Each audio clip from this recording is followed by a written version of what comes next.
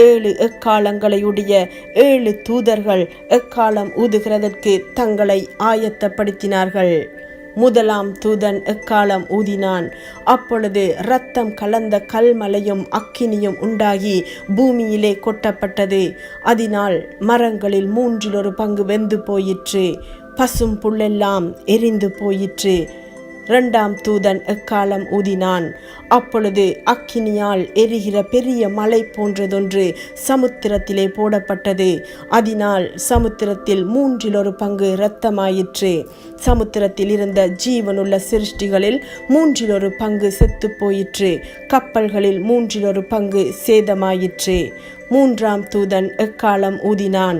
அப்பொழுது ஒரு பெரிய நட்சத்திரம் தீவட்டியைப் போல் எரிந்து வானத்திலிருந்து விழுந்தது.